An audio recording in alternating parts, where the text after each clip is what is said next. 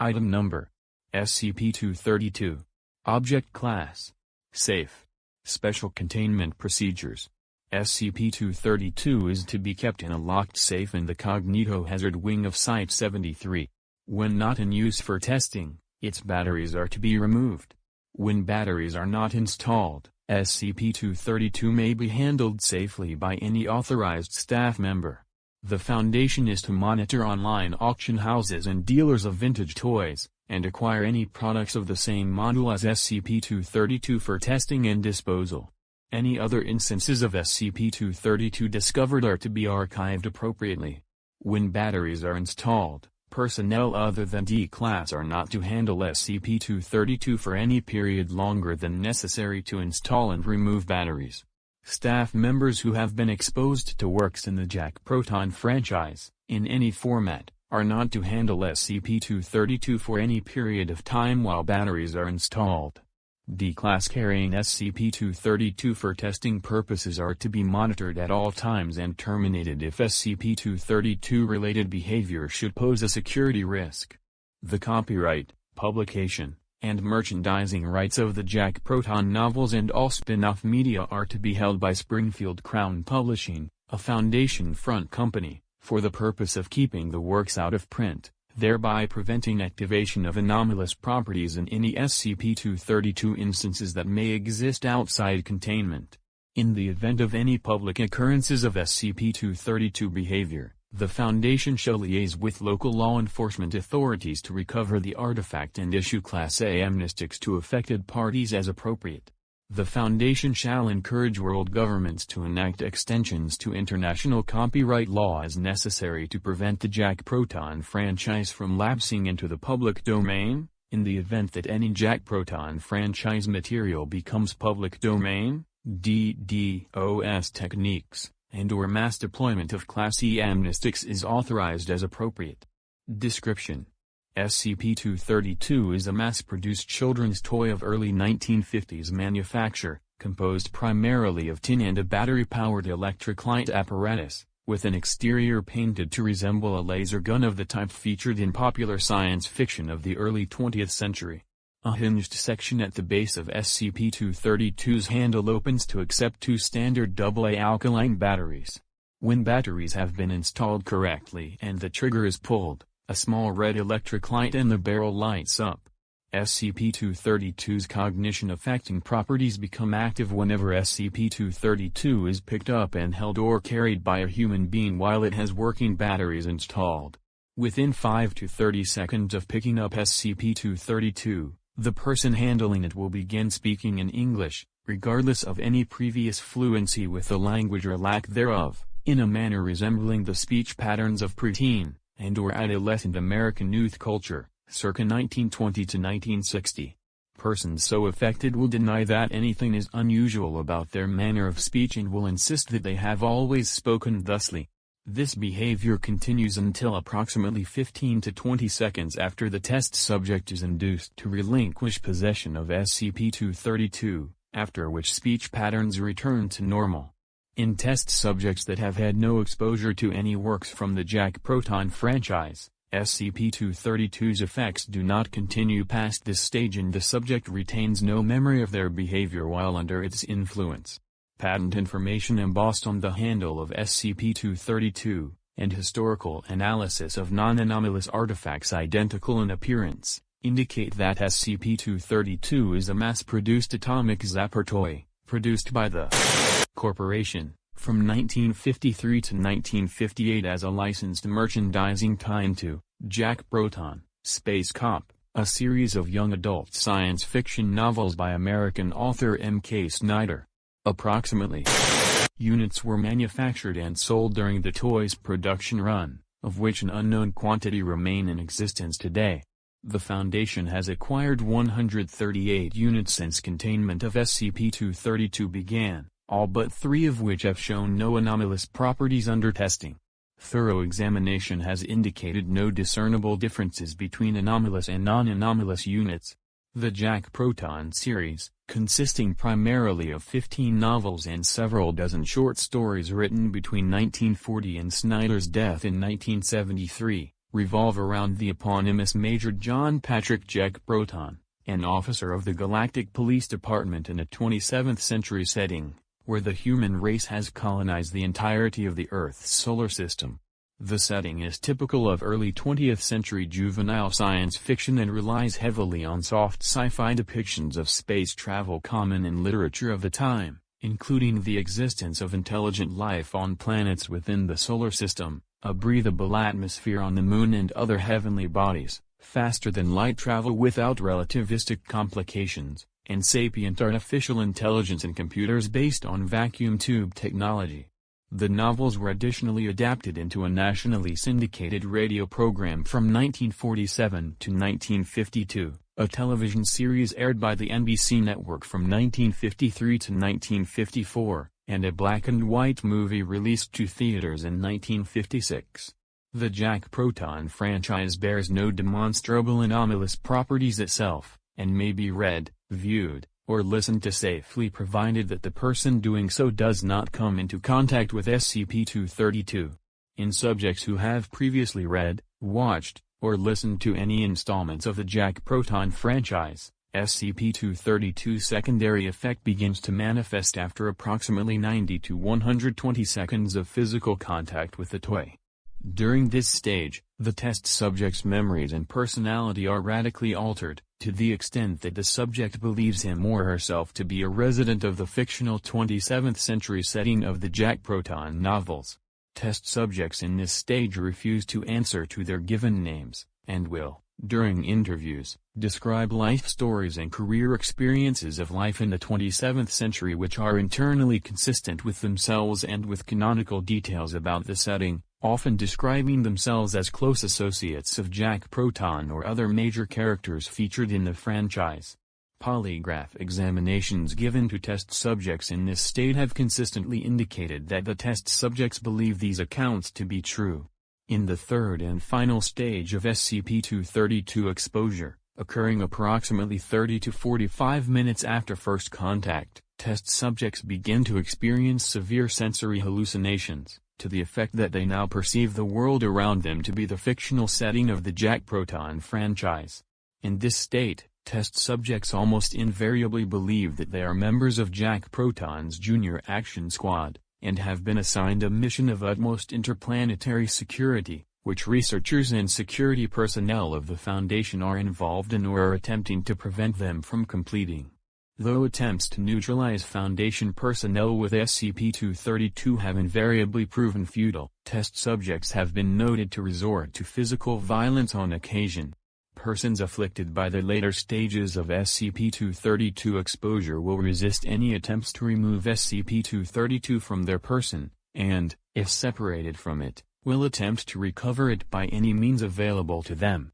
Effects of the later stages of exposure wear off gradually over a period of approximately 3 to 6 hours after SCP-232 is removed from the subject's person. In approximately % of tests involving long-term exposure, test subjects have retained memories of their artificial persona after dissipation of the effect, resulting in cognitive dissonance and associated psychological impairments.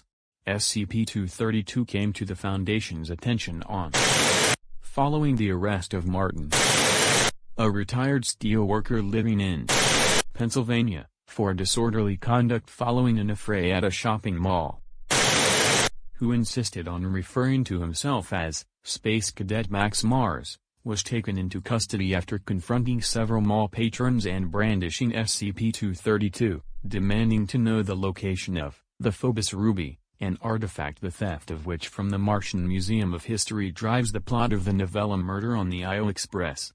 During debriefing prior to amnestic therapy, stated that he had owned one of the toys as a child and had been a fan of the series, and purchased SCP-232 from an online auction site for nostalgic value because he had so much fun playing cops and aliens with it, in his youth. Interview logs. All interviews conducted by Dr. J. Andrews. Test subjects had no exposure to the Jack Proton franchise prior to their acquisition by the Foundation. All interviews conducted 3 hours after initial exposure to SCP-232. Interview log 232-1. Test subject, D65203, Caucasian male, 37 years old. Franchise exposure, 6 Jack Proton novels, Jack Proton, Space Cop, Jack Proton Goes to Mars, All Humans Must Die, The Great Callisto Caper, War in Space, The Night the Lights Went Out in Ganymede. Good afternoon, D65203. How are you today? Excuse me, sir? I'm sorry. What is your name? Billy, sir. Billy McMurcury. You're speaking more politely than usual, Billy. Gosh, sir. I wouldn't dare sass off to a real-life scientist. I see. How old are you, Billy? 14. But that doesn't mean I'm not a real space cop. See? Jack Proton gave me this official space deputy badge himself. D65203 gestures to the D-Class identification badge pinned to his jumpsuit. I see. Do you work for Jack Proton, then? Golly, sir. I sure do. I'm part of his junior action squad. And what is it that you do for him? I'm on a super-secret mission right now. I'm not sure I'm even supposed to tell you. I better check with him first. Is there a hyperphone in the next room? Where do you believe you are at this moment, Billy? D65203 looks around the interview room, including out a window overlooking the Site 73 parking lot. Gee, sir, I'm no architect. But judging from the view out the window, this has to be Space Station Delta. D65203 points at a 1989 Buick LeSabre, owned by Dr. Graham. Say, is that Admiral Joe's flagship docked out there? Please say you'll let me get his autograph. We'll see. Interview log 232-2. Test subject, D11503, Caucasian male, 47 years old. Franchise exposure, 6 episodes of the Jack Proton Hour radio program, encompassing the 2-part stories Marooned on Mars, The Prince of Neptune, and A Pioneer's Homecoming. Good afternoon. D11503 begins to speak in a monotone, robot voice, without natural inflection. Greetings, humanoid. Would you please identify yourself for the record? I am D-Bot, Unit Model 11503, at your service. The radio program is the only version of the Jack Proton franchise to feature intelligent robots capable of speech. A robot sidekick originally planned for the television series was scrapped due to budget concerns. Novels published after the radio program was introduced acknowledged the existence of robots, but stated that the building of sapient robots had been restricted by the robotics laws instituted by the Space Congress, and none are ever directly introduced to the reader. You're a robot, you say? You look very lifelike. I was programmed to appease humanoid sensibilities. And how old are you? I was activated at the Advanced Robotics Facility in Old New Hampshire on Earth, on January 12, 2592. What is your purpose? I am a fully modular service robot. My purpose is to assist Major John Patrick Proton of the Galactic Police Department in the apprehension of dangerous criminals. When you say you're fully modular, what does that entail? My body has been designed to make use of a wide variety of customizable limbs. I may remove my factory-installed appendages at will and replace them with those designed for specific purposes. Could you please demonstrate now by removing your left arm? Affirmative. D11503 grabs his left arm at the shoulder with his right hand and attempts, unsuccessfully, to remove it by unscrewing it from its socket. I seem to be experiencing a malfunction. Please refer to my operating manual for information on how to resolve this difficulty. Never mind, D-Bot. Are you capable of solving logic problems? I am programmed to answer any and all queries directed to me. A man has been sentenced to death. The morning of his execution, the executioner tells the condemned man he is to be either hanged or drowned, and tells the man to ask him one yes or no question, which he is compelled to answer truthfully. If the answer to the question is yes, then the man will be hanged. If the answer is no, then the man will be drowned. The man asks, "Are you going to drown me? Will the man be hanged, or will be he drowned?" D-Bot? Error. Error. I beg your pardon? If answer equals no, then result equals drowning. But no equals incorrect if result equals drowning. Therefore drowning equals impossible, result equals hanging. Hanging equals impossible if answer equals no. Error. Error. Does not compute. System overload. System overload. Consult operator's manual for. D11503 slumps over, and ceases responding to outside stimuli. Interview log 232-3. Test subject, D67-539, Caucasian female, 26 years old. Franchise exposure, 1 short story collection, Starship Days, 1 unauthorized fanfiction short story, Major Sarah. Forward. None of the official Jack Proton stories feature female characters as protagonists or action-oriented supporting characters. Prior to Interview 232-3, all experiments with female test subjects had resulted in the subject developing the personality of a damsel in distress or innocent bystander persona. Major Sarah, an unauthorized piece of short fiction published in 1972 by the fanzine Junior Action Squad, which details the experience of the first woman to join the Galactic Police Department and her subsequent forbidden love affair with Jack Proton, was introduced in order to determine whether third-party fiction set in the Jack Proton universe would have an impact on the results of exposure. Good morning. Sir. Good morning, sir. D69-539 rises to her feet and salutes. Dr. Andrews returns the salute. As you were. Please state your name for the record. Sir, Lieutenant First Class Samantha Marie Van Saturnborough, sir. No need to be so formal, Lieutenant. Please relax. Sir, I didn't get where I am today by relaxing, sir. I'm not an officer. You don't need to call me sir. Sir, yes, sir. Yes. You mentioned getting where you are today. Where is that? I'm currently the youngest officer in the Galactic Police Department. How old are you? 17. You were commissioned at 17? Not bad for a girl, huh? Why did they accept you so young?